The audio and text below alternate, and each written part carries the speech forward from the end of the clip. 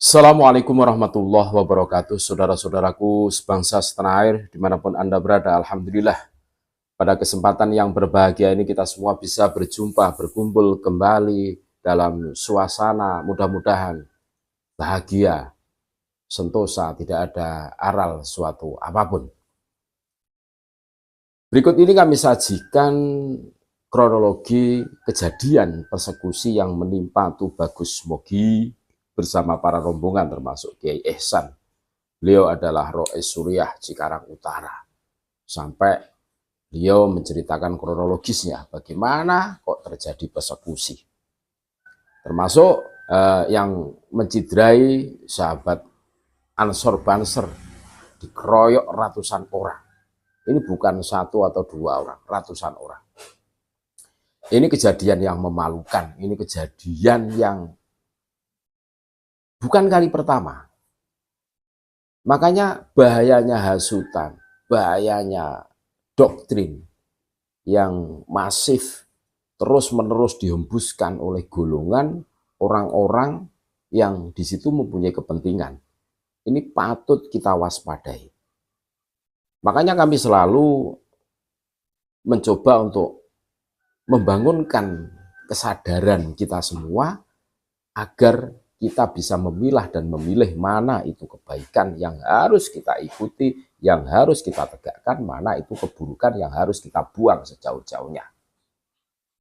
Prinsip hidup kita pada saat kita hidup di negara Republik Indonesia adalah menjaga kedamaian, ketentraman, kedaulatan negara, kesatuan Republik Indonesia. Jangan bilang kalian cinta NKRI kalau kalian berusaha memporak-porandakan, bikin heboh, bikin suasana tidak kondusif, termasuk salah satunya adalah persekusi.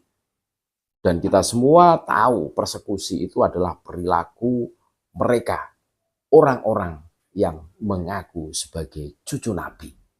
Ajaran mereka mempunyai ciri khas dengan selalu berbalut meneriakkan tokbar takbir. Ini bukan rahasia umum lagi. Memang FPI resmi dibubarkan, tetapi orang-orangnya masih bergentayangan dan mereka masih dibina, masih diwadahi.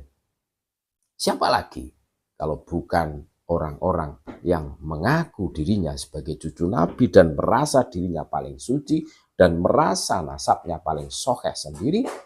Dan hari ini terbongkar semuanya. Kelakuan-kelakuan keji, kelakuan-kelakuan bejat mereka mengatasnamakan cucu Nabi, tapi di situ berperilaku yang bertentangan dengan ajaran baginda Rasulullah SAW dan ajaran Islam. Untuk lebih lengkapnya, mari kita dengarkan bagaimana kronologis kejadian kemarin malam yang luar biasa. Kejadian yang betul-betul di luar nurul. Kejadian yang betul-betul menyita perhatian kita semua untuk menentukan pilihan. Untuk menentukan sikap bahwa mereka bukanlah golongan orang-orang yang baik, yang bisa menuntun kita ke arah yang lebih baik. Justru mereka mempunyai visi misi untuk jangka panjang untuk menguasai negara kesatuan Republik Indonesia dengan perilaku-perilaku yang menyimpang bertentangan dengan hukum. Untuk lebih lengkapnya, kita dengarkan bagaimana kronologis yang diceritakan oleh Tubagus Mogi kemarin malam. Indonesia Laskar Sabilillah. Saya bersama dengan beberapa dulur kita. Di samping kanan saya ini ada Kiai Ihsan.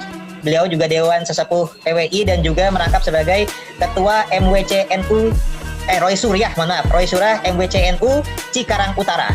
Dan juga ada di samping kiri saya, ini salah satu korban persekusi. Nama beliau Kang Aum Mauludin dari Banser. Juga di samping beliau ada Ki Anom, ini Panglima PWI Laskar Sabilillah Jawa Barat. Dan juga ada Kiai Asep selaku tuan rumah, kami sedang ada di Pondok Pesantren Manbau Ulum sebagaimana tempat transit dari rencana lokasi acara yang kita akan datangi. Juga ada Kang Renaldi selaku panitia juga di Kerawang. Juga di sebelah kanan tadi ini juga ada beberapa. Nah, yang ini nih yang ada korban juga, santri NU yang menjadi korban persekusi dari kelompok preman radikal pendukung Kadif. Nah, ini juga ada santrinya beliau juga, ada supir ya, yang mengamankan juga dari ini. Jadi saya jelaskan kronologinya ya, Kiai. Jadi per hari ini ada undangan dari Kiai Junaid Al-Baghdadi di Kerawang untuk acara Haul Syekh Abdul Qadir Al-Jailani, di mana beliau adalah penasehat ya, dan kasepuhan dari PWI, di mana PWI esok hari di malam Senin itu mau ada acara pelantikan di Kerawang.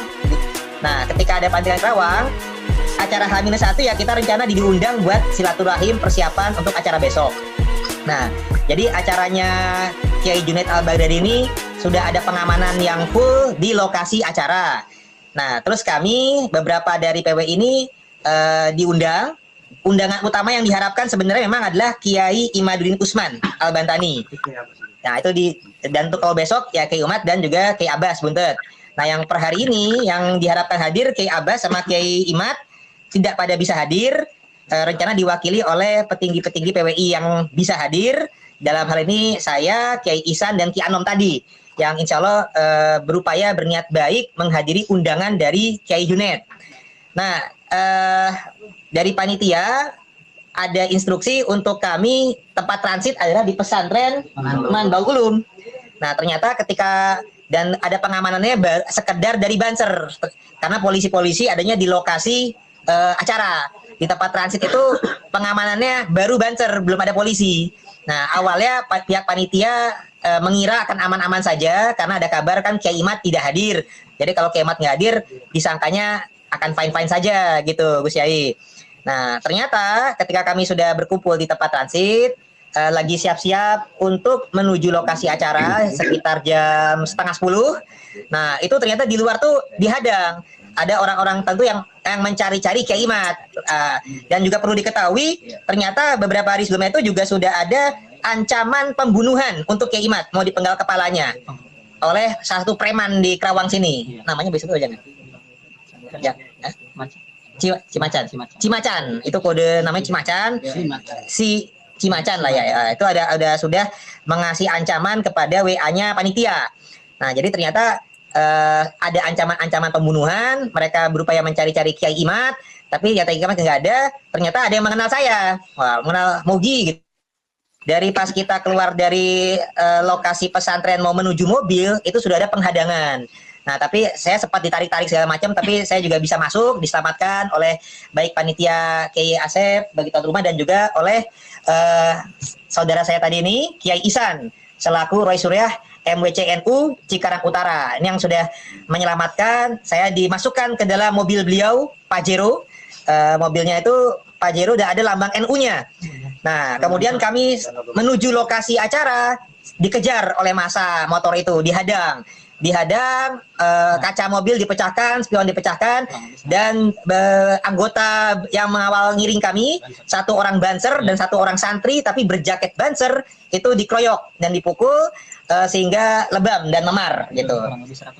Yang menyerang kurang lebih 100 massa lah, 100 orang massa. Jadi bukan hanya sekedar berdemo, tapi mereka ibaratnya kayak sweeping, yang mencari-cari Kiai Imat, dan ketika yang ada saya dikejar gitu.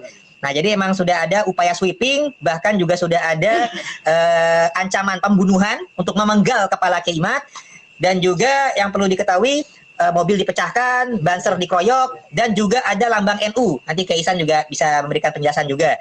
Jadi ini benar-benar gerakan yang radikal dan juga sifatnya mengarah ke teroris, bahkan ini mirip-mirip komunis. Nah, jadi ini kita sangat prihatin karena kita diundang adalah untuk ke acara agama, acara Haul Syekh Abdul Qadir Jailani. Tidak menyangka ada hal-hal orang yang mengaku beragama Islam tapi menggunakan gerakan radikal. Ya ibaratnya ini udah kayak takfiri saja ini, karena sudah ada yang kayak ibarat menghalalkan darahnya Kiai Imat dan lain sebagainya. Termasuk ini masuk juga nih kepada kriteria SEK MUI, sehingga harus menjadi perhatian banyak pihak.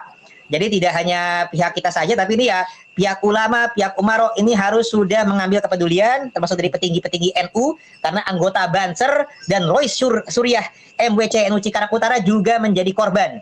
Jadi ini ada banyak pihak yang menjadi korban, perlu perhatian kita bersama dan doa kita bersama juga. Jadi insya Allah kami juga sudah mulai komunikasi dengan pihak keamanan, dan insya Allah kita meskipun ada persekusi ini tidak akan gentar untuk terus meneruskan lanjutkan perjuangan. Kita mendukung kajian tesis Kiai Ma'ruf Utsman, kita juga mendukung bahwasanya para petinggi, para ulama ini terus untuk bersuara, jangan takut, jangan gentar, bahwasanya para kabib dan para gerakan radikal pendukungnya ini tetap harus diwaspadai. Mereka sudah banyak melakukan penyesatan di masyarakat, bahkan sudah kami teliti 5 diantaranya masuk kepada kriteria SAT MUI. Mereka mengajarkan gerakan radikalisme, jadi di kepolisian deradikalisasi itu penting untuk bergerak, dan ini kita harus menjadi perhatian bersama-sama. Mari kita bersuara bersama-sama, hal-hal ini tidak bisa didiamkan saja. Dan juga bukti ini juga menjadi konspirasi kelompok Habib, karena ternyata upaya persekusi ini direkam oleh pihak mereka dan disiarkan juga oleh Sayyid Bahar bin Smith Official. Artinya ini Bahar bin Smith dan kroni-kroninya ini terlibat dalam upaya berencana. Sudah sistematis. Jadi ini bukanlah karena kalangan warga Kerawang yang ibaratnya antipati, tapi ini sudah sistematis. Kelompok mereka berupaya memframing seakan-akan Kiai Imad ini ditolak warga dan lain sebagainya. Padahal tidak ada undangan ceramah untuk Kiai Imad, hanya kita ini diundang oleh Kiai Junaid untuk hadir ke acara haul beliau, sedangkan acara utama adalah besok di PWI ada pelantikan di Pulau Bata Kerawang. Dan insya Allah acara pelantikan PWI juga terus akan berjalan. Kita tidak gentar dalam membela kebenaran dan keadilan.